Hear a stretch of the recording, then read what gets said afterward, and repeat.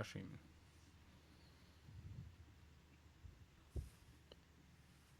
Are we live? We're live.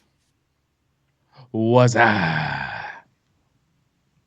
Let's bring it back there. 20 years or so. Remember that commercial? Yo, ladies and gentlemen, I got my laptop fixed, so we're back in business. Woo! Got a lot of things I want to get off my chest. Number one, StubHub commercials on YouTube are the most annoying commercials. I'm with you. Where I thought I was over that phase in life where you see something that pisses you off and you're calm about it, kind of. No, I thought I was over the phase in life where you watch something that annoys you and it kind of ruins your mood. Mm-hmm. But these StubHub commercials, they're only like 10 seconds long, but there's an awkward delay in them that I can't explain why. It just really throws me off my mood. I get annoyed. Sometimes I just close the YouTube app without even waiting until the app without even waiting until the ad finishes. So that's what I want to share since the last time we spoke. You got anything? Have you noticed that on YouTube it's becoming less, for me at least? I'm noticing that I'm not able to skip ads the way I used to be able to. No, and they're doubling down on app ads as well. Like you might you might sit through a skip ad.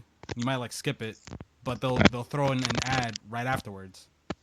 And then they always give me that survey shit. Which I've never participated in. Neither have I. But sometimes I wonder, if I participate in it, is it going to go away? Does that mean that it'll stop? If I participate in it, I'm just welcoming more fucking bullshit. You know what I'm saying? I don't know, man. But I don't I, know either. I refuse to participate in it. Also, I think your mic is cutting off just a little bit. If you want to just double check that source there. Huh. Are you sure? Yeah. Manny, I got a question for you. Hit me. I was talking to a guy, you may know him, my brother. You may know who he is. Yes, Luigi, correct? Yeah. Made the logo for our show in season 1. And Mm-hmm.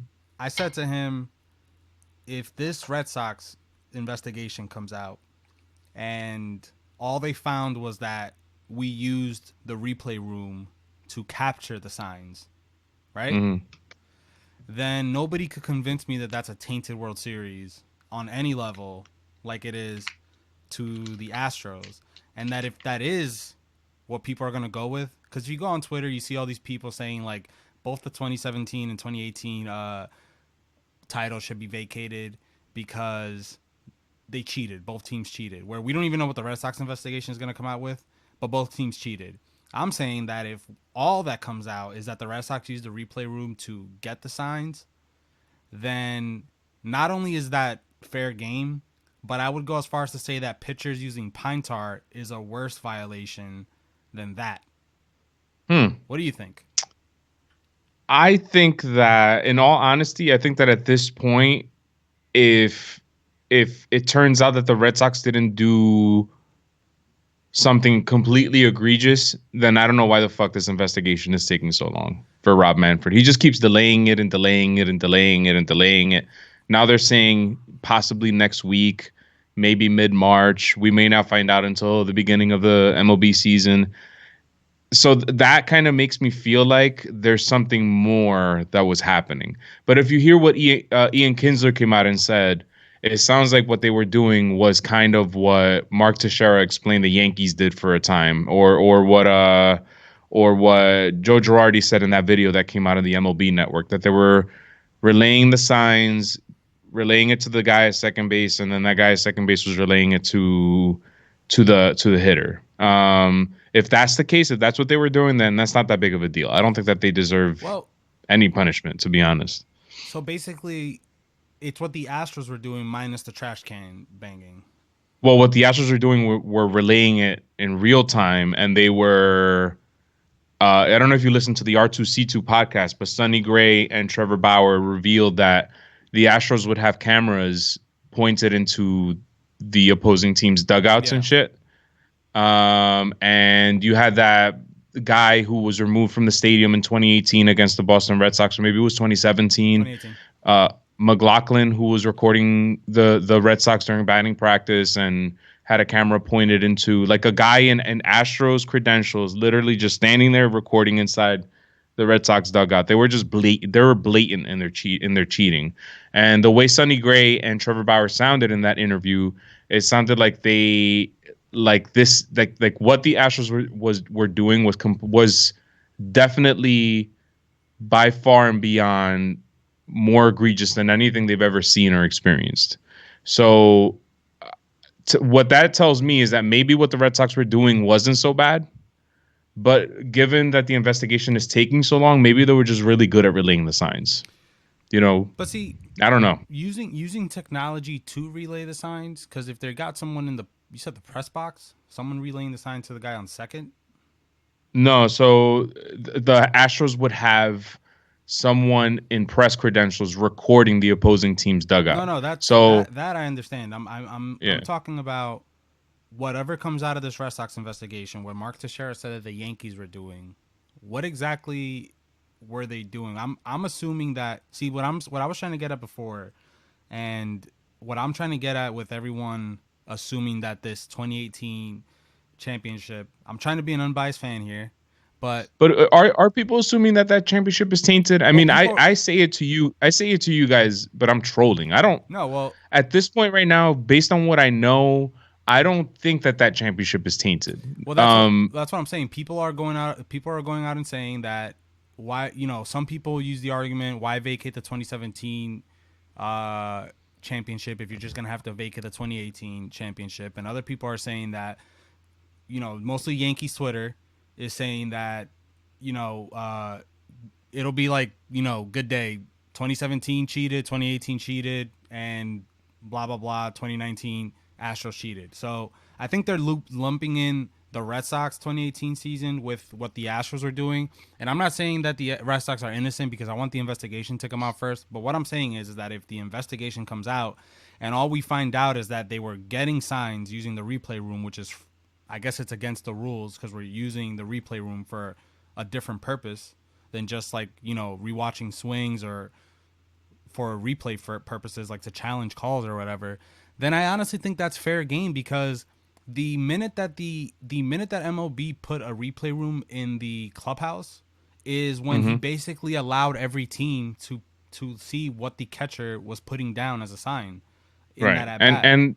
and based on the same interview that the CC podcast again, I keep mentioning, is Sonny Gray said that that players could have, if they wanted to, go into the clubhouse and watch the game in real time, but that they felt like, or at least he was speaking of himself, but he was kind of making generalizations, was that players didn't do that because they kind of felt like, oh, we shouldn't be doing it. Like we could get in trouble if we do some shit like this. So it seems like baseball was giving teams all the, it's like putting candy in front of a kid, right? Like eventually they're gonna try to get it in some way, shape, or form. I feel like, yeah. They were putting the shit out there, making it too easy for teams to cheat, and it was almost like left to the team themselves to determine whether or not they should do that. And it just seems like the Astros felt like, oh shit, well, all this is here for us to take.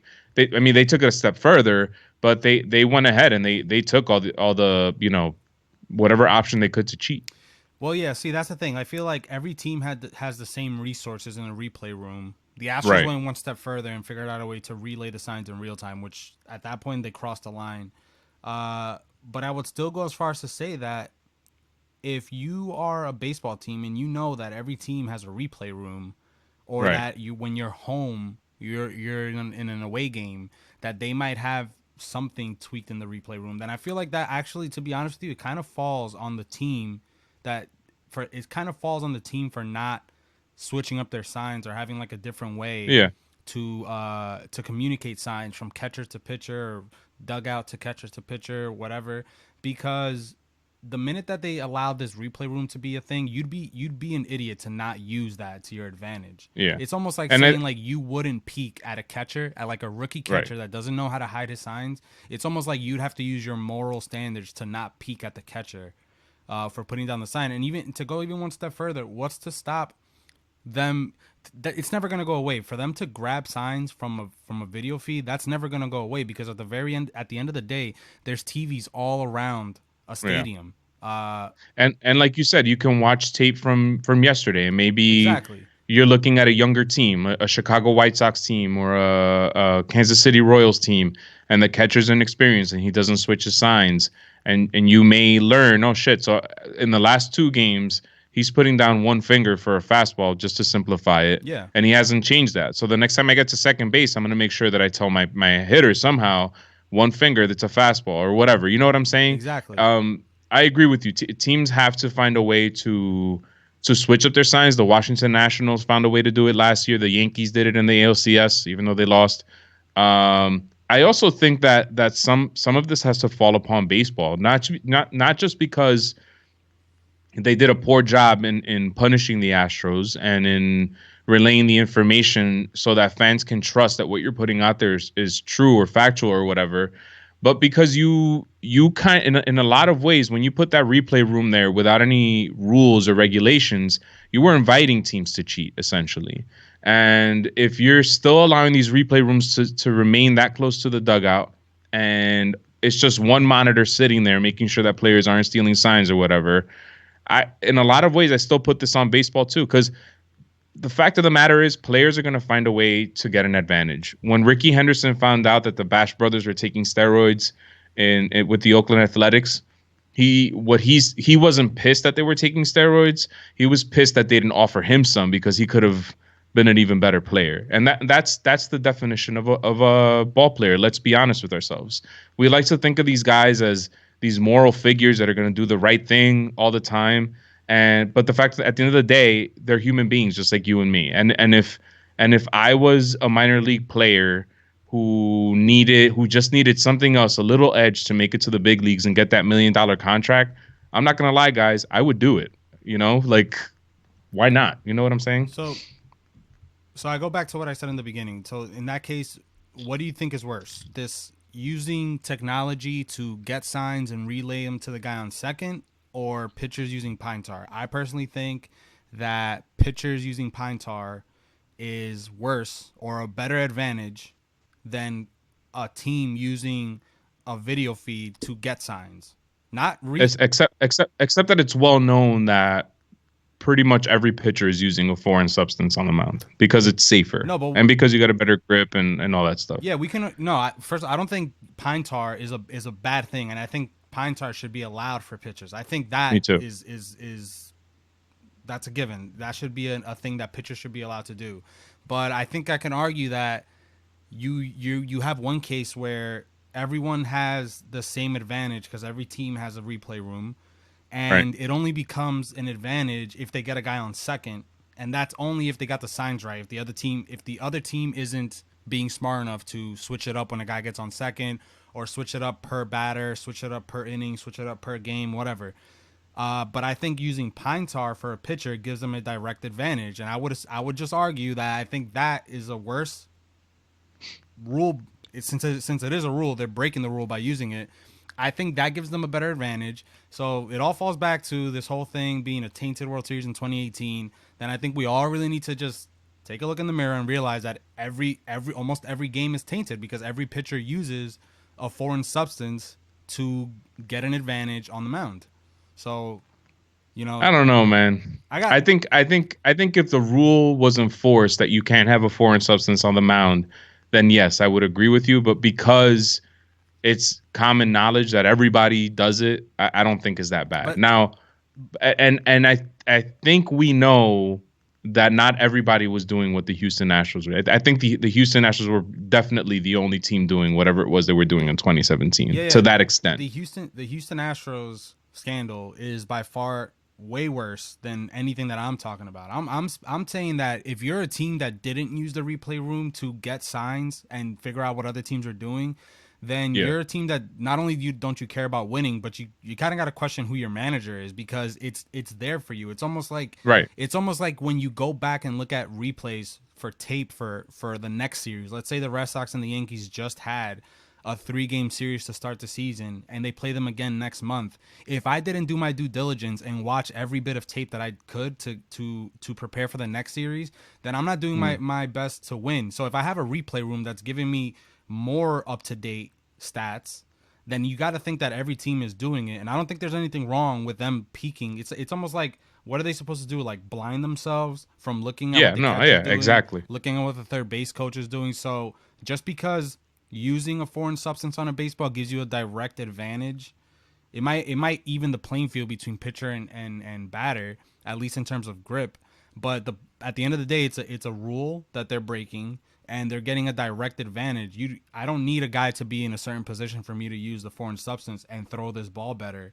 So I would argue that that's a bigger deal than teams using the replay room to get signs. Now, relaying the signs is another thing. Relaying the signs in real time is another thing, is where I draw the line. But to Yeah, but to get the signs, which I feel like teams must have been doing it since color TV has become a thing, and they were able to get a TV somewhere in the stadium, is when I yeah, feel like all this started. I don't think there's anything that MLB could ever do to put a stop to that, because the technology is just too good now. So yeah. Maybe removing all monitors from inside the clubhouse. You know, you could have an audio feed because you don't hear John Sterling say, "Oh, uh, Gary Sanchez places two fingers down and wiggles them," and you know what I mean. Like yeah. he's not giving you that much detail. Maybe removing all forms of monitors or anything from inside the clubhouse, only audio, and you can't review anything within games. You can't review your swing. You can't review any tape or anything like that. Now, And then at that point, if the opposing team isn't doing anything to change up their signs or anything, then fuck it. You're inviting again. It's the same thing. You're inviting the opponent to fucking steal from you. You know what I mean? yeah. Now I have another question for you. Just this is Yeah. the last thing I kind of want to touch on. I Hit me. when I first heard about the full extent of this Astros scandal, the first thing I thought was that this was way worse than what the steroid era was, right? I still think it is. Yeah. I think it is too, but then I started thinking to myself, I don't think it's as simple. I think it's a bigger cover up and a bigger like, like I almost feel like it's bad in the sense that they did get a World Series out of it in Yeah. 2017, and a whole 40-man roster was behind it. 25-man roster was behind it. It went all the way up to the higher up, as much as they want to deny it, whatever. But we have to think that the higher ups had an idea of what was going on with steroids as well, because they're not idiots. And then I started Yeah. thinking, like, I don't think it's as simple as just choosing like this is worse than the other, because almost every big steroid head that we could, these guys that are notorious for the whole steroid thing, none of these, I don't think any of these Astros players would ever put up that type of season in their best day. Like their best hitter that year, Jose Altuve, won the MVP, but those numbers do not compare to what Mark McGwire did in his prime. Sammy Sosa hit 60 home runs Yeah. 3 years in 3 consecutive seasons. We all know what Barry Bonds did, A-Rod, Manny Ramirez. So is it worse, or is it just that it's fresh, and because of the people involved we kind of feel cheated because it was directly linked to a World Series? I almost feel like if they didn't win the World Series, this wouldn't be maybe as big as we're making it out to be, kind of. Um. Yeah, and I think it's a system that can help anybody within the team, and like you said, it's organizational. It came from the top with the dark arts spreadsheet and all that bullshit. Um, like a player who might have been called up to play for a week could benefit from that kind of system. You had a guy like Jason Marisnik, was that his name? Or Jake, whatever. Jake Marisnik, Marisnick. you know what I'm talking about. Yep. He's with the Mets now. He benefited greatly from that system. A guy like Marwin Gonzalez benefited greatly from that system. It elevated everybody else's game. Whereas something with steroids, we can't say for certain, like you said, that the organization knew or didn't know what certain players were doing. But at the end of the day, it was upon an individual player to do it or not. You know what I mean? So yeah, then that's why I'm wondering, like, if we had a situation in the 90s or early 2000s where 2/3 of the team, 6 players out of the starting 9, were taking steroids, but they weren't uh, talking to each other about it. They were just doing it in their own time, right? Yeah. And let's forget that the Astros won a World Series in 2017. Do we still think that this? I still lean more towards that the Astros scandal is worse than steroids. But at the end of the day, like, the seasons that these guys put together, I don't think there's one player on the Astros lineup that will ever put together that type of season with or without stealing signs, is what I'm saying. And I see what you're if we're saying. talking about it changed the outcome of games. So did steroids, right? In a way, I mean, you had Barry Bonds, who a lot of people consider the most blatant steroid user. He never won a World Series championship. You know, he was hitting 73. You know, he hit that 73 home run season. Was that the year they went to the World Series? The San Francisco Giants. That was 2001. I think they did go to the World Series, actually. Yeah. Or was it 2003 that they went? I don't remember. Hmm. I'm gonna do a good research real quick here. Look, I'm just looking at Mark McGwire's best season: 70 home runs, 162 walks, Unbelievable. 752 slugging, which equaled the 1.222 OPS. He led the league in all those categories. He struck out a ton. The Giants didn't make the postseason in 2001. I think they made it. They went to the World Series in 2002. I know that. I think that was Barry Bonds' last season, right? 2002? No, he played it. He played until 2007. Yes. Right, you are. But he was hurt. He was hurt a lot from yeah. that point on. So he didn't play that many games. Hey, man. I don't know. Just, I wonder, you know? I wonder. Yeah, I mean, it's tough to say. I think the fact that it was an organizational thing, the way that they were relaying signs, it was almost like getting a cheat code in a Nintendo game, in a Super Nintendo game, in which it told you exactly where the pitch was going to go, and it gave you like 100% power. You know what I'm saying? You had guys who had never produced before were becoming incredible contributors to their team. And, you know, the report stated that they did it all the way up until the World Series. They cheated the whole way through, and then they weren't punished for it. So then it puts that level of doubt in people. And it makes people wonder, did they continue to do it in 2008? Did they continue to do it in 2018, 2019? Would they have continued doing it had they not been punished for it? Had John Boy not released that video showing how blatant it really was? Well, yeah. But that's why I go back and say that sometimes the outrage is misguided. I think that you should be outraged about the Houston Astros, but the outrage is misguided when we talk about Rob Manfred and Major League Baseball. A lot of people are pissed off because of the way he handled the punishments, when I think that they really should be pissed off by the fact that they didn't do anything to prevent this from happening. Yeah. Because the amateur baseball team that we played for together, if you had given us that kind of advantage, we definitely would have taken it. Don't you think? Yeah. So to your point, it almost makes me wonder, how come other teams didn't do this? How come the other teams didn't do this to that extent? It's almost like I don't know. It's almost unbelievable to an extent. I guess. You know what I mean? I guess what I was trying to get at was that. I guess what I'm trying to get at is. What are you trying to get at, CT? That it's not as clear cut as just choosing one is worse than the other. I think they're just different. They're just different. They're different. You know, that team excelled and they set records, most walks and least strikeouts, whatever, in 2019 also. So they were probably definitely cheating in 2019.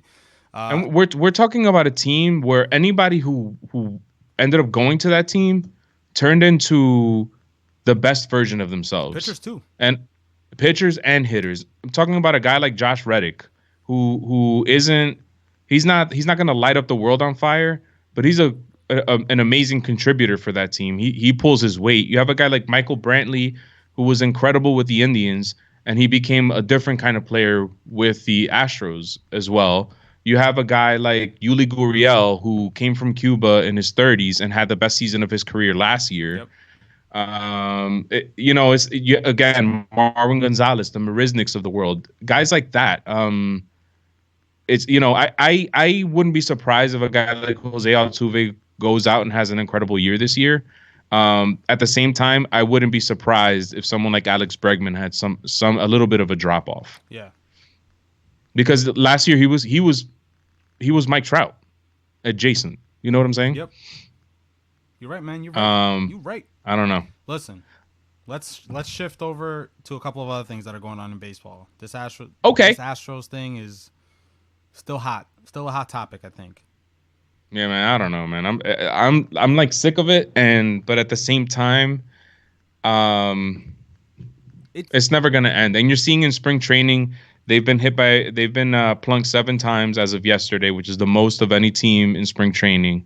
But I Um, think, I saw this on Twitter today, which actually confirmed what I thought because I feel like people are jumping on that, uh, fact that they've been plunked more than other teams, but it's only 7, I think, and I think I read that 5 of those were off speed pitches, which I find it hard to believe that a pitcher is going to use an off speed pitch to send a message, right. and also 2 guys aren't even on the roster; they're on Double A rosters, so Not just that, and I posted this on Twitter yesterday. To your point, off speed pitches, barely grazing guys or whatever, that's still something that these Astro hitters are going to have to worry about because given the level of cheating that they were doing, pitchers aren't going to give a fuck. They're sometimes a pitcher might not want to throw a breaking ball inside for fear of hitting a batter. Um, Against the Astros, something tells me these pitchers aren't going to give a fuck. They're just going to say, all right, fuck it. If I hit him, I hit him. Like, he deserves to get hit. yep. If not, fuck it. I got that inside corner. And that's going to make it super hard for Astros hitters to hit. Although you're putting a man on base for free, which hurts you too. Yeah. But I think you understand what I'm trying to say here. I totally understand you, man. That's why we're co-hosts. That's why we're doing this. Word. If I were other teams, I wouldn't focus so much on pegging these guys, but as beating them. The best thing to do is not let the Beat them. Astros make the playoffs. Don't give them any advantage. Don't put them on base. And again, it's all fun and games until one of these guys gets plunked in the wrist. Probably Jose Altuve, their most expensive player. And now, not only are they, I feel like they're gonna put themselves at risk because these Astros players are not gonna give a fuck. Like they're getting pegged. They're probably gonna peg each other too. It's gonna be all out brawls. Like honestly, I think the best thing would be to try to beat them, keep them under 500, not let them make the playoffs. They're working to the And advantage that these guys are mentally hindered at this point. I feel like we're yeah. going to see an uptick in strikeouts for them because they're going to be overthinking everything on 2 strikes. I don't know. And because they won't know what's coming anymore. Are we drafting Astros players early? That's a good question, man. So I'm working on a series of pieces for Call to the Pen in which I'm putting up my top 10 hitters at each position. And a Houston Astros hitter is almost at every position appears in their top 10. And I always preface my statements by saying we're finally going to get to see who these hitters really are. So you don't be surprised if you see a drop off. You know what I'm saying? Because they don't know what's coming anymore. So given that, maybe their production stays the same, but maybe their strikeouts go up because because they know what's coming. Mm-hmm. And I don't know, man. I don't know if I would put. I don't know, man. It's gonna be. I'm stuttering. I'm stuttering here because I don't know. Like Bregman is should be a top 3 pick in your fantasy league at third base, but I don't know if I would take Bregman over Anthony Rendon anymore or over Nolan Arenado or you know what I'm saying. Bregman currently in spring training, 4 at bats, 1 home run, 1 double. Altuve currently 5 at bats, 1 hit, which was a double. Altuve looks beaten up too, man. If you Man. watch him play, he looks like he's not taking this. I always considered he's not taking this well. I always considered Altuve like the judge of the Astros. So if anyone's gonna get the shit end of this, it's him and Bregman because I think Bregman's the guy that people want to punch in the face. But Altuve, as much as we like to look at him as like a nice guy and like a stand-up guy, he's like at the center of this. He's almost like how could you type of thing. And I think he's gonna get a good majority of these plunks. But yeah, I was looking at this spring training and I almost can't believe it. The Marlins are 6-0 in spring training. They're the only team that hasn't lost a game yet. Unbelievable. They're looking decent. I'm trying to pull up my spreadsheet here so I can look at third baseman just to highlight that point. I know I'm going back and forth here. But my computer, we just checked the speed on my computer, and it said that it can handle multiple things. See, but that's bullshit. That's your internet speed. Mm-hmm. What about your RAM space? I think RAM is what lets you do multiple things like on the computer, like have like a video playing and have a video recording and have a mic, all that stuff. Okay, so here's what I'm gonna do, CT.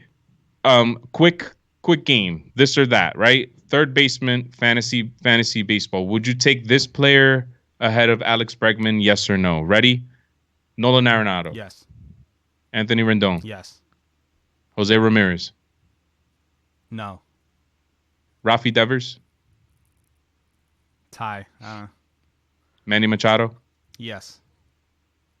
Chris Bryant, Yes. Vlad Guerrero Jr. Mm, Offense. Just think just offense, no defense. offense? No. Eugenio Suarez, Yes. Chapman, Matt Chapman, Yes. Yoan Moncada, Yeah. I'll take Moncada. and Josh Donaldson. Yeah.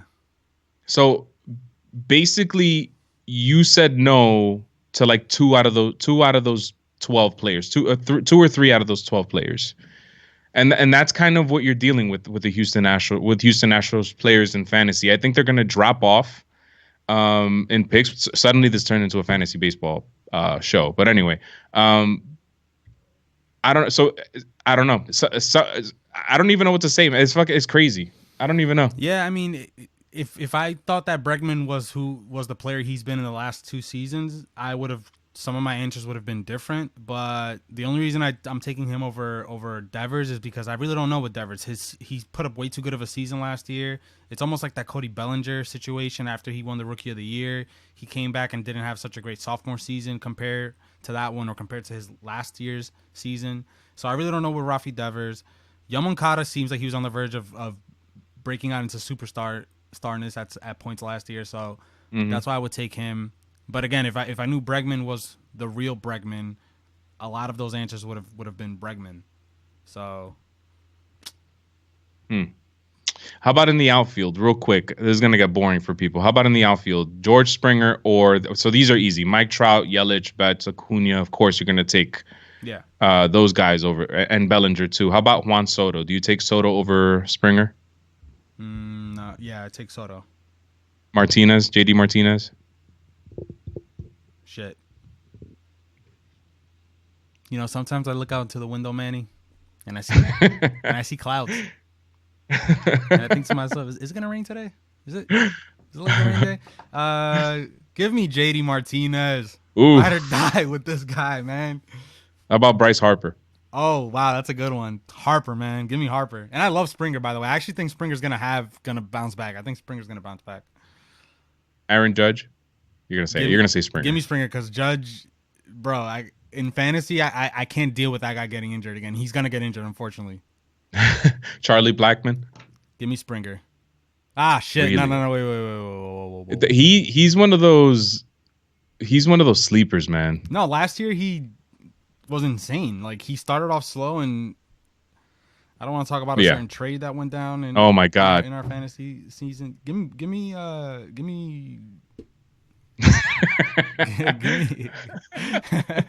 give me Springer. How about Starling Marte? Springer.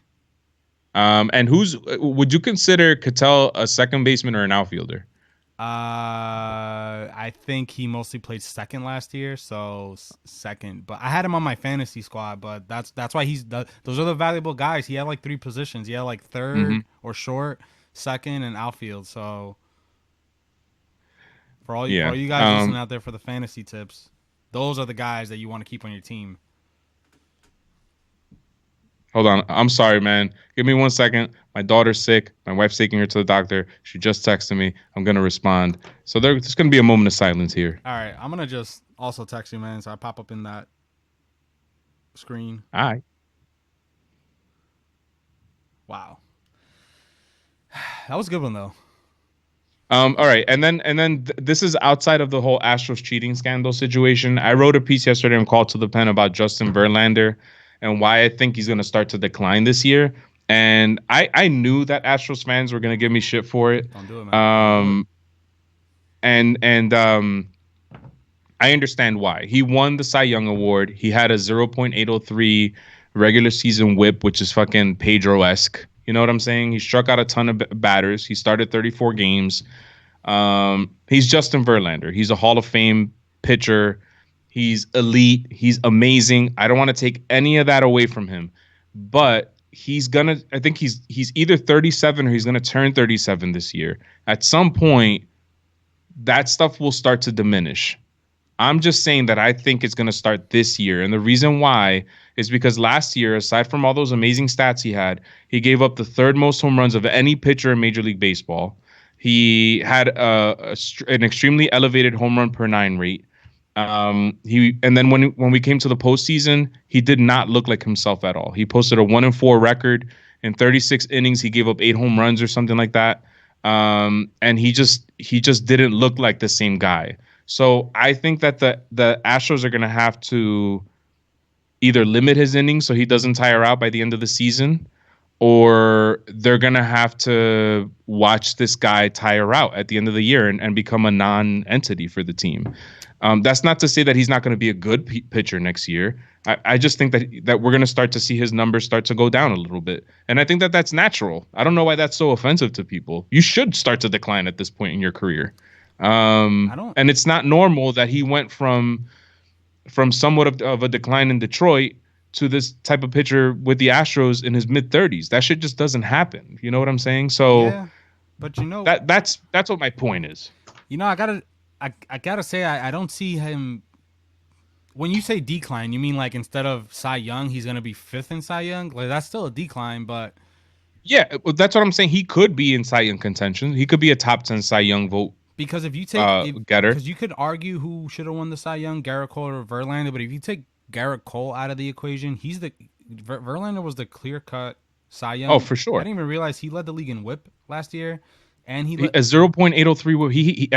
For most of the season, his whip was under 0.8. So he had like Pedro Martinez 1999, like best fucking MLB single season ever, except that unlike Pedro Martinez, he was giving up a shitload of home runs. Well, yeah. And that didn't stop in the postseason. If anything, it increased dramatically. It's what killed him in the end. Well, and he in this day and age, you can't be that kind of pitcher. It's just not gonna last for you. No, I get it. I mean, 300 strikeouts too. Only time in his career that he's gotten 300 strikeouts. At this point in his career, he's had a long career. Like, yeah, this is a guy that throws 90 miles an hour, 99 into the ninth inning. Still, he's 36 years old, a 15-year career.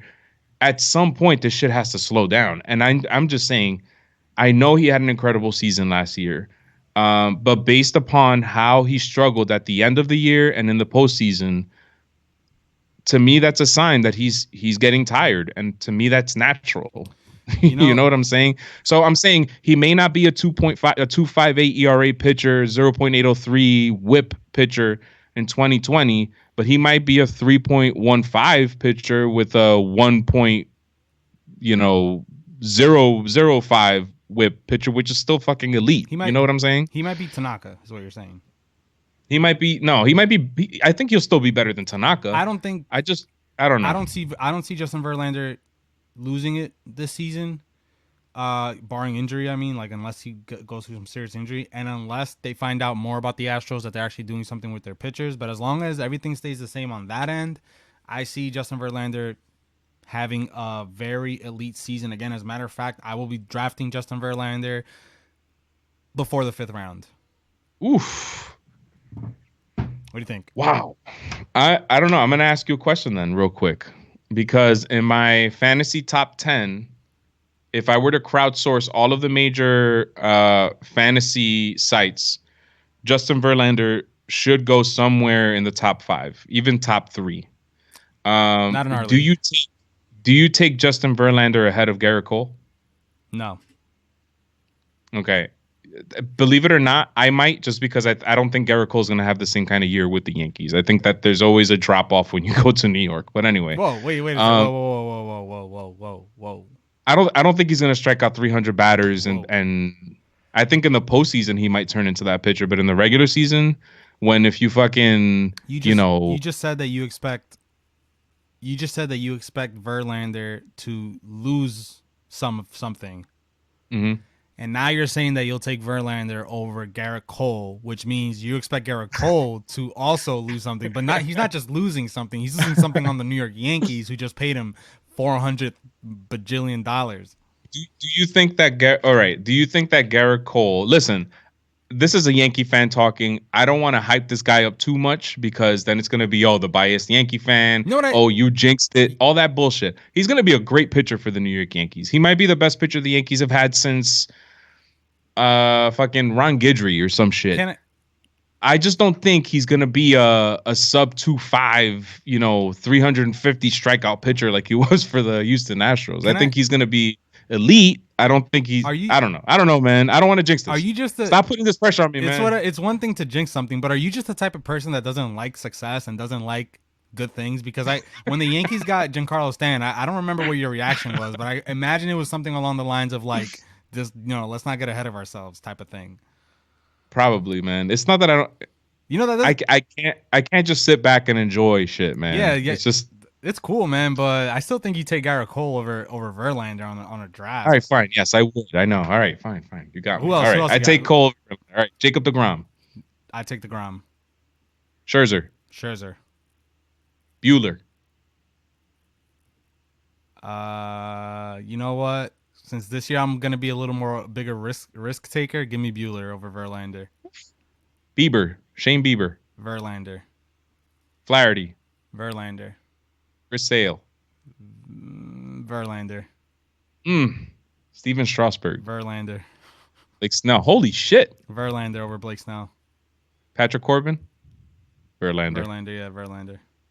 Kershaw, you're gonna go Verlander. Yeah. And Clevenger.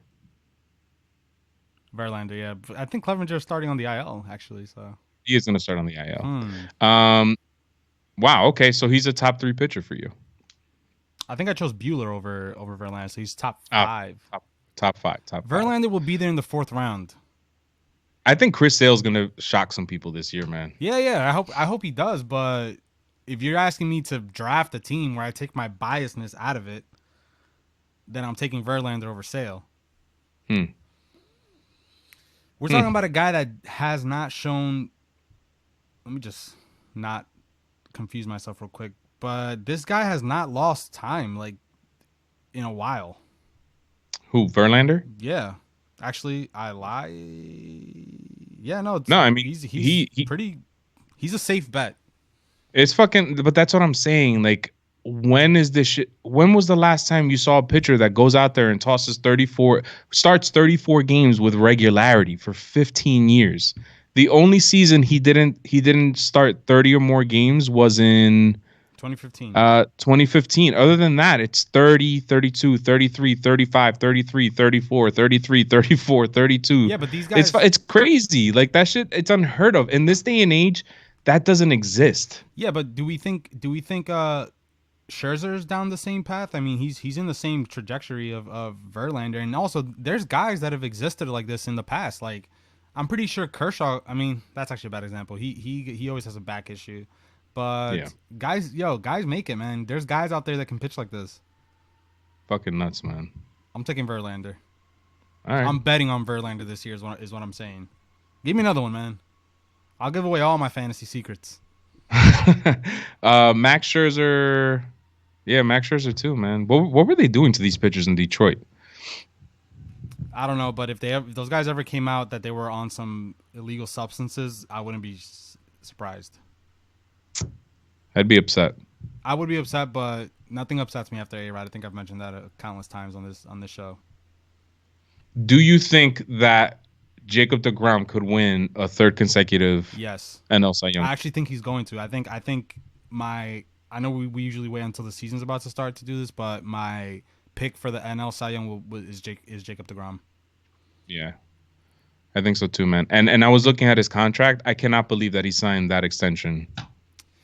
A couple years ago. Yeah, had he waited free agency, he would have paid, man. Paid. Oh my God, he would have gotten paid. He's so good. So fucking good. I love Jacob deGrom, man. That guy, fucking Mets, man. They have no idea. Yeah, man. The Mets keep hitting on these players, but they keep making the wrong moves. Like Pete Alonso. Who thought he was going to have that kind of year last year? Pete Alonso, 50 home runs, over or under? Under. I say the same thing, yeah, under. However, as a first base option, when it's time for you to pick a first baseman in fantasy, do you take Pete Alonso over Freddie Freeman? No, I take Freddie Freeman. Okay. do you take him over Anthony Rizzo?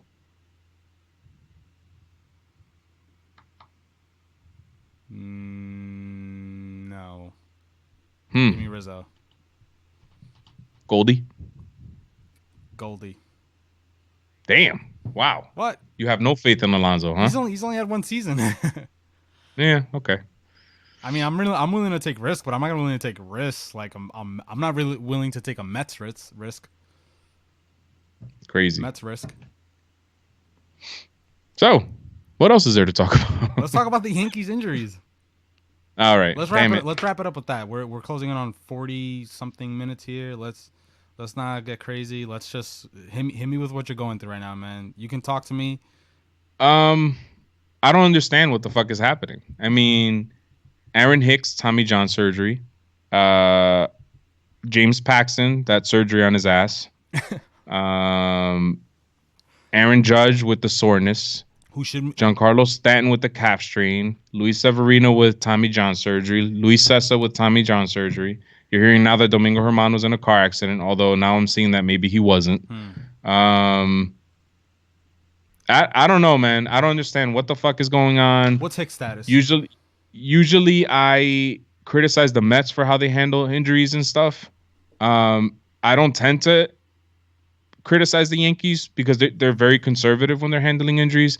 But these are all the same guys that are getting hurt again. You know what I mean? It's all the same names: Aaron Hicks, Luis Severino, Aaron Judge, Giancarlo. It's like the same guys from last year. Yeah. So like, is the medical staff doing its due diligence? Apparently, they fired their medical some people in their medical staff and replaced them. I don't know, man. I have no fucking clue. I still think this team is going to compete. Thank God we kept J Happ. Thank God we signed Garrett Cole at this point because we're definitely going to need those two guys. But I don't know how long we can keep this up. This patching up with different players. I don't know, man. It's fucking crazy. I think it's odd that Stanton is built like a football player, Yeah. and not only that, I think he was like a 5-star recruit out of high school as a middle linebacker for football. So the guy could have played football pretty at a pretty high level. And this he's out with a calf strain. Like when I think of that, I think of somebody that's out of shape. And apparently he's been working out a lot this offseason to try to prevent some of these injuries that he was dealing with last year. And now he's dealing with a calf strain. It's just like I think it could also be one of those things where if a baseball player says that his asshole hurts, they pull him out of they fucking send him for evaluations and shit. Like I almost feel like in this case the Yankees know that they have the division locked. So if anything like sounds the alarm, they're going to 10-day DL them or whatever it is now, 7. Well, yeah, because Aaron Judge said that if opening day was tomorrow, he'd be on the field. Like he could play, but I guess they're just being conservative because they do have a really good team and they almost feel like they have it on lock. But I don't like operating like this. Like nah, yeah. because what if you have a fucking horrible April and you're 10 games below 500 at the end of April, let's say. And then you go on and you rattle off a ton of winning games. You win 90 plus games, but the Tampa Bay Rays are one game better than you or whatever. Then you have to fight for a wild card spot. And it's like if your players are ready to play, let them play. These players have to learn how to fight through injury. For fuck's sake, man. Come October, everybody's hurt. You got to learn how to play like that. You know what I mean? And like I just feel like what's Aaron Hicks' status? Is he also starting the season? Tommy John. So he's gone at least as long as Didi was last year. Okay, so I know Aaron Judge is good enough to probably play today, but I'm banking that he's missing a month. Fucking the nuts. Yankees rolled the dice with Tanaka when they didn't get him that surgery years ago. That to me is still a ticking time bomb. Oh my god, yeah. Time bomb. And it's his last year, so he just has to get through 1 year. Paxton's injury came early this year, but this guy misses time every year, so you can expect him to probably miss time again. Gary Sanchez is a catcher. I could picture him missing time. To me, the only God-given gift that the devil gave the Yankees, because the devil has to be a Yankees fan, man, for them to get away with getting Gleyber Torres from the Cubs. Gleyber Torres is just a gift. Like he's the only guy that I see that I don't see. I see like he hasn't even reached his ceiling yet, and I also don't see him missing time. I see him elite defender. career highs in all categories. So Tell me more. that's the only guy I can't see Luke Voigt being good. Honestly, Hmm. that's just me. But speaking of this random shit that's happening to Yankees, do you think it plays into the curse a little bit? That I always said that it was kind of fucked up. They have these guys in the minors like Clint Frazier, and now Clint Frazier's basically gonna get his chance to play. It's almost like they were hoarding these draft picks, these prospects. Depth, man. It's depth. Yeah, depth, but at the expense of Clint Frazier's possible Hall of Fame career starting at the age of 25. At this point, uh, given how injury prone all these players are, I would sign Yasiel Puig right now. He's still out there. Bring him on. Fuck it. We're gonna need him at some point. You know it. Brett Gardner's 37 years old. He's gonna be the starting left fielder now because of these injuries. Bring Yasiel Puig in. Fuck it. You just suggested that the Yankees bring on Yasiel Puig. Wow. Hell yeah. Wow. Wow. Bring that crazy ass motherfucker. Make him lick some bats. I don't know, man. Nah, man. I think you're making a mistake there. I don't can't know, picture man. Puig and Judge on the same team. I think I don't know. Like 2017 was such a fun season because it was unexpected and all that bullshit. I think it's almost like this team wants to be the underdog or something.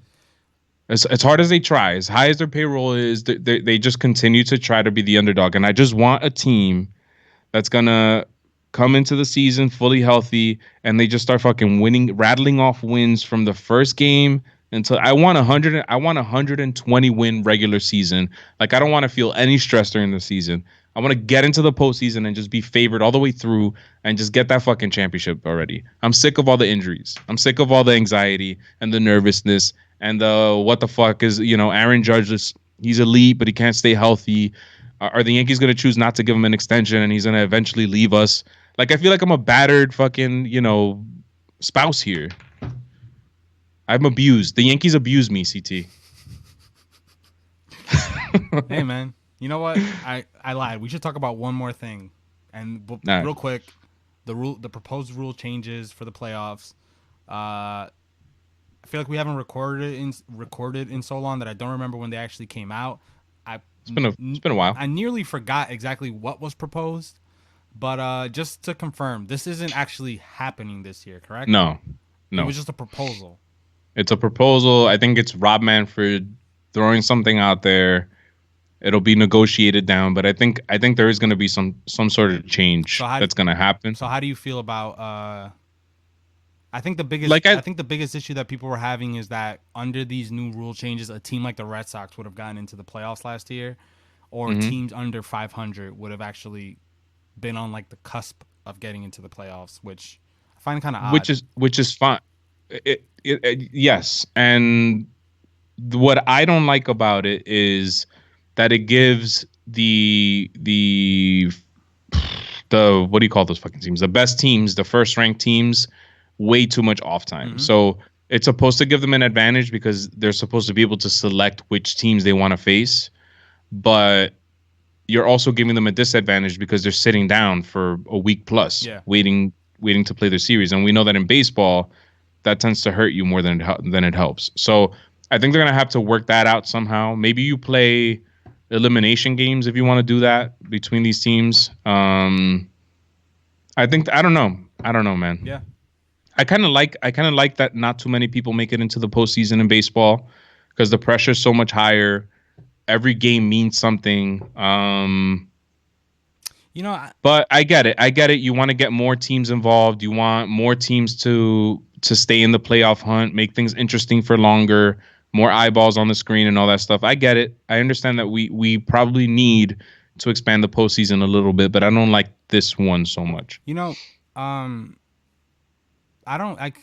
I gotta look at it again over because it's been a while since I refreshed my memory of what's going on. But I kind of don't like the fact that it does give more teams opportunities to get in. That there's a bigger chance for a team under 500 to make it to the playoffs. But then again, that's a possibility even today with the 2 wild cards.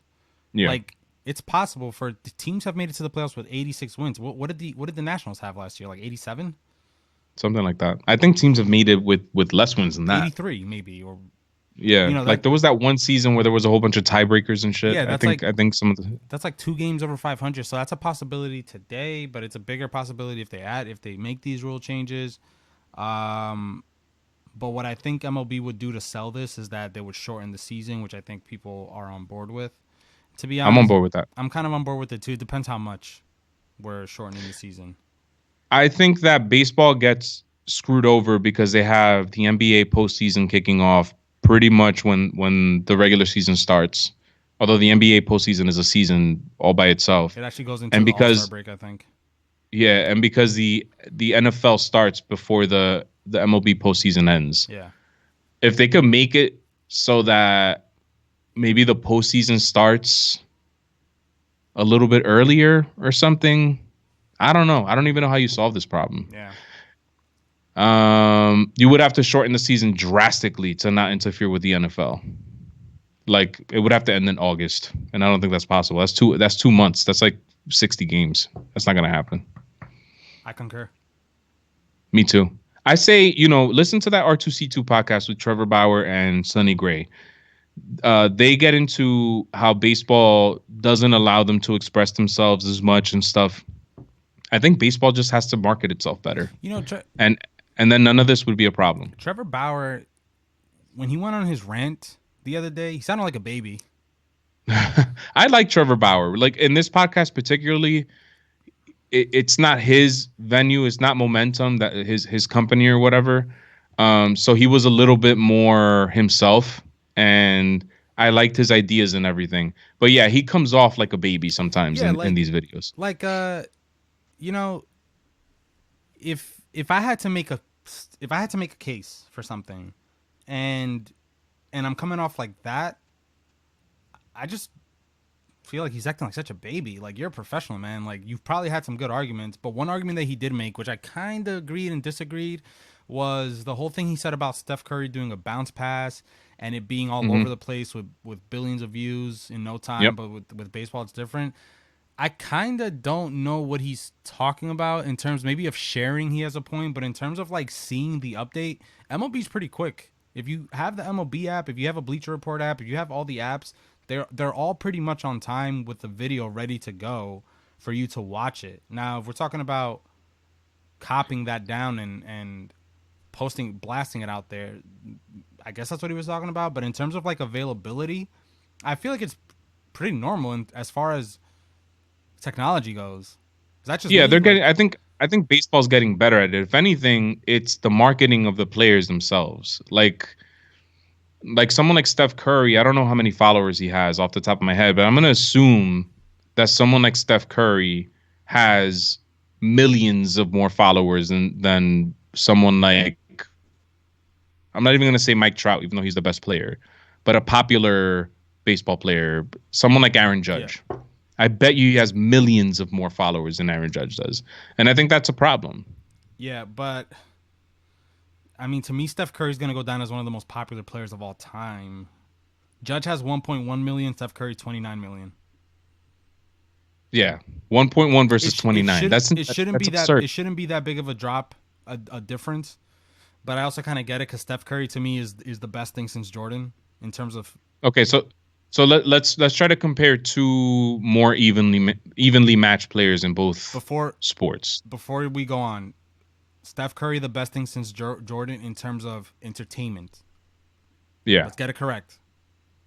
All In right. terms of talent, LeBron is probably going to go down as the greatest of all time, as Jordan also did after he was done. But in terms of entertainment, the guy single-handedly changed the game of basketball the same way that Jordan did. I don't think LeBron changed the game of basketball. As much as we want to argue that he's greatest of all time, to me, he did not change the way that we see basketball today. No. He's just something we never seen before. He took the league by storm, whatever. But my camera keeps going off. Might actually died out. Actually, the battery. Sorry, man. Yeah. Sorry, Actually, man. no. It's hot. It says the temperature rises or something, and I can't read the rest of it. So, yeah, On the camera? yeah. If you look at the feed right now, it's probably blank. Nice. No, but Steph Curry changed the game. Same way I think that Jordan changed the game. So that's why I kind of understand why Curry is above and beyond probably the most followed NBA account. Let me, Okay, yeah. so let's say someone like uh I'll give Trey Young. How about Trey Young, 2.5 million followers 2.5. Yes, versus yes, yeah. I would versus Judge. um Aaron Judge. How about a rookie in baseball right now? How about Vlad Jr.? Hmm. Six. 663,000 Yeah, yeah, yeah, followers. yeah. No, it's a good point, but again, to me, basketball is social media. Like, even I don't even think football players. I think baseball players have more followers. Maybe not the superstars, but on average, I could see baseball players having more followers than football players on average. Not in terms of Well, yeah, superstars. because I think because in football there's like that physical aspect of a football player wears his mask and shit, so you don't really know what their faces look like. Like I said, like when I started when I first started watching football, the only player I could probably identify a handful of players: Mm-hmm. Eli Manning, Michael Strahan, guys like that, Tiki Barber, guys like that. In baseball, I could identify, I could name you like the starting lineup of the Yankees in 2001. You know what I'm saying? Yeah. Like things like that. But I'm an obsessed fan. I grew up obsessed with baseball and basketball actually. But I think that in today's day and age, baseball players aren't allowed to, and I don't think it's just baseball. I think it's the culture within baseball itself too. They don't allow themselves to be people, to like express themselves more and put themselves out there more because they get criticized more easily. Somebody might respond on the field because they didn't like something they said on social media or some shit. See, Like but someone like Yasiel Puig gets a bad rap because of his personality, but we don't know what kind of a teammate he is. He might be a really good teammate. His teammates might actually like him a lot, but you know, he's weird. He paints his hair. He makes weird faces. He licks his bat. He grabs his crotch. He, pimps a pop up. Like, you know what I'm saying? see, Um, I think that but even though those things are annoying and we may not like it as baseball purists or whatever, the fact of the matter is it could attract people to the game. Somebody might turn on the game because who knows what the fuck Yasiel Puig is gonna do tomorrow, or who knows what Wilson Contreras is. He's the crazy one in with the Cubs, or Javi Baez, what they're gonna do when they hit a home run or something. Like, I don't know. Let people express themselves more. If you want to pimp a home run, pimp a home run. You want to shout after you struck somebody out, do it. You want to record the clubhouse, something crazy your boys are doing inside the clubhouse, do it. Let these guys go out there and go viral and put the game out you know, there. man, I honestly, the more I think about it, this is what I go back to Trevor Bauer sounding like a baby because let me just, I think that basketball, I personally like baseball way more than I like basketball. And I love football. Hmm. I should have said love baseball. I do love baseball. Baseball. I'm looking out the window thinking of you. Uh, I Baseball loves I you, love man. baseball. I love that it's played outside. I love that there's it's associated with the spring weather and summertime and 4th of July and all this shit.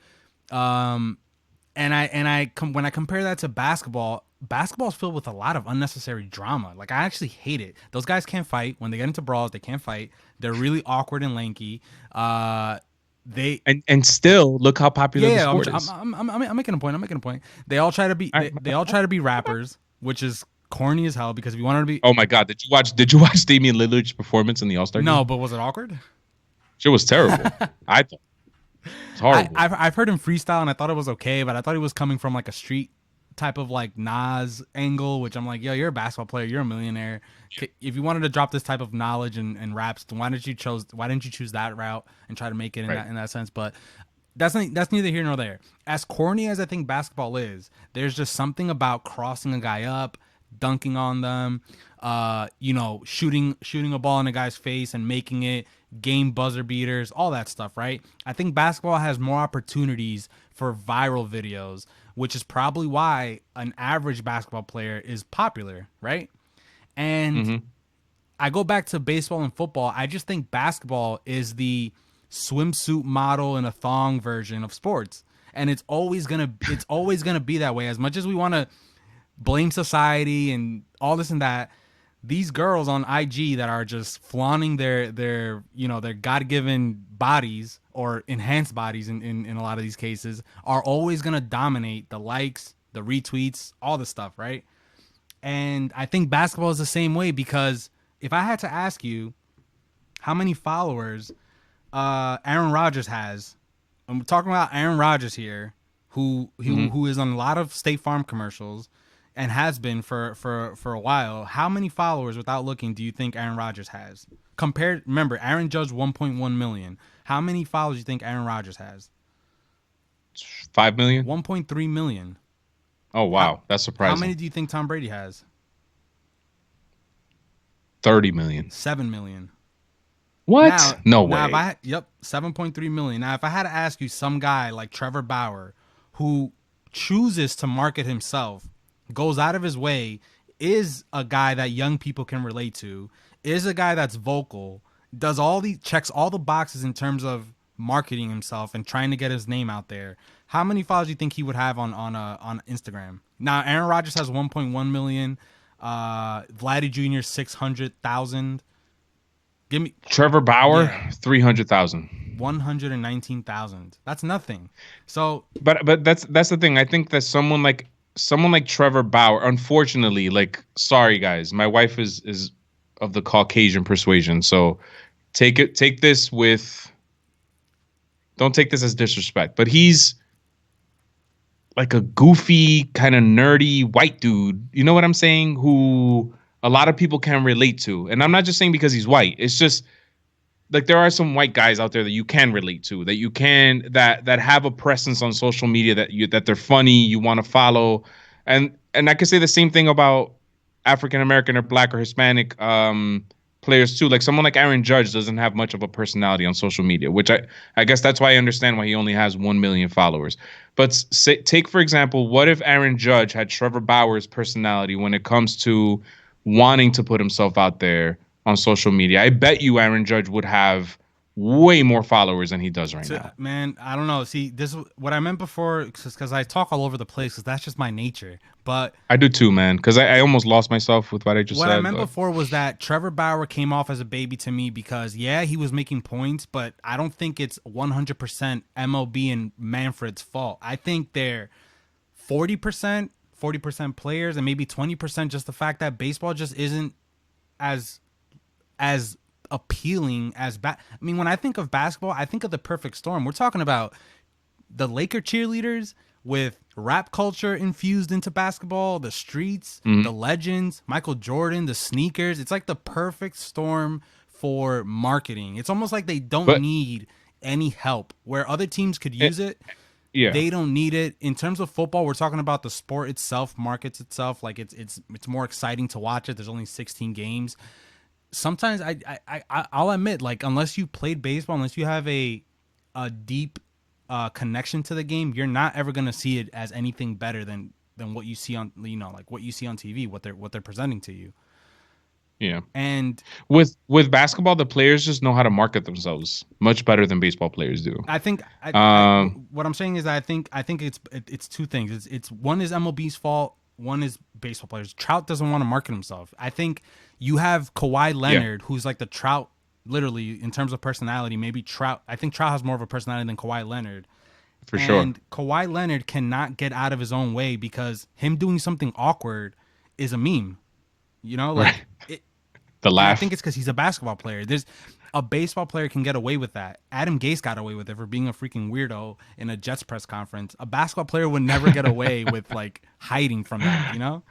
Also, And I think that with football, let's be real, man. With football, its popularity comes from gambling and fantasy sports. I think that if those two things didn't exist, I don't think it would be as popular as it you is. think? Yeah, 100%. Does Kawhi Leonard even have an Instagram? I can't find it. I don't know, man. That guy has zero personality. He's so fucking weird, but he's great. I think basketball is the perfect storm for social media. Like it's like almost social media in sports wise. Social media was made for basketball, and I think that baseball to me is the better sport in terms of for me just personally. But you need to.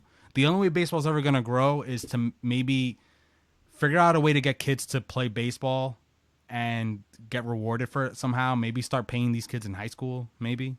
I guess what I'm trying to say is like when I was a kid and I would try to imitate a baseball player, I would imitate Ken Griffey Jr.'s swing and the way he dropped that bat and just like took a couple steps toward first base. If any In a lot of instances, if any batter does that in real life in baseball, they're gonna get thrown at in their next at bat. And that kind of shit, just stop with that already. Yeah. You know what I mean? And I think it's that mentality in baseball that holds it back. So in that aspect, I blame the players.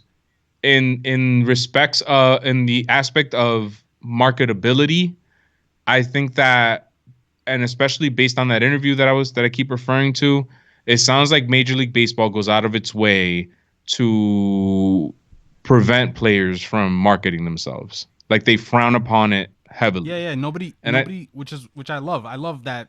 At the end of the day, I don't want to see a cocky guy getting his way like on the field until the game is won. You shouldn't. I like that, but you're right. I'll admit that baseball's guilty of that too. But I still think there's they're up against like they were dealt a bad hand of cards. mm, And I still love baseball. I still man. love baseball too. Let me ask you this real quick. This is the last thing I'm gonna ask. Antonio Brown. Yo, What do you think? What do you think his following is on Instagram? well, people have to be looking for his because of the drama. So I'm gonna guess 20 million. 3.8 million. Wow, I'm surprised. Exactly. I would think people would follow him because they want to see what crazy shit he's gonna do next. I would think people would want to follow Tom Brady just because he's been in the playoffs his whole career. He's getting the spotlight in every chance he gets. And I would think that people want to see more of this guy, maybe. But you could always argue he's not a marketable guy. He doesn't really go out of his way to be like flashy or anything like that. Let me look up Gronk. Fucking crazy. This is kind of surprising. How many followers do you think Rob Gronkowski has? Well, now I'm gonna go low. 1.5 mil. 3.6. How much? 3.6 million. 3.6. Yeah, but see, I would expect him to crack double-digit millions at this point. Yeah. This guy is like Now I'm starting to wonder why Stephen Curry has so many followers. because to me, I think again, it's the perfect storm basketball, perfect storm. But also to me, he is his own highlight reel. The guy has enough highlights hitting half court shots, winning games to fill up like a 5-minute video on YouTube, I think. And to me, he changed the game. So we're talking about the most popular, marketable sport in terms of social media. And to me, this era's Jordan. This era's Kobe or whatever. And again, it goes back to the shoes, the music, the girls. Crazy. LeBron has 60 million followers. Kevin Durant 11.8 million followers. Kevin Durant. It's kind of weird, man. I don't know. Here's a, you know what? I actually don't know. Is Team Swish? Is that J.R. Smith? I think Team Swish is J.R. Smith, and he has 4.6 million. He has more followers than Antonio Brown, and Gronk, and Aaron Rodgers. I think that doesn't make sense to me. It makes sense because he's a basketball player, but it doesn't. Dwight Howard, that's a good one. And because he's crazy. Yeah, Dwight Howard, 2.7 million. I'd expect him to have more, to be honest. Yeah, and J.R. Smith only has 3 posts, from what I see if here. That's him, I'm pretty sure that's him, but I mean, it's verified. It's a picture of him. Well, anyways, guys, that's all I got today. My camera ended a while ago. Yeah. But all right. Yeah, man. Follow us on Instagram at WTTSpod.com. Follow us on Twitter at WTTSpod.com. Follow CT at Hova Mojo on Twitter. Me at MannyGo3 on Twitter and Instagram. And check out our podcast, available wherever podcasts are available. And make sure you leave a 5-star rating. If you don't, I'm going to come after you. What else you got, CT? We are about 2.5 to 3 weeks away from our fantasy draft, and we're about a full 3 weeks, 3 weeks and a half till opening day. I'm thinking about taking a day off. Maybe we'll drop something. I don't know. Yeah, man. I'm down. I'm DTF. All right. That's all I got. Let's go to Baltimore for opening day, man. Yankees O's. Might be down. Fact check. All right, man. Ring check. All right. Peace. Peace.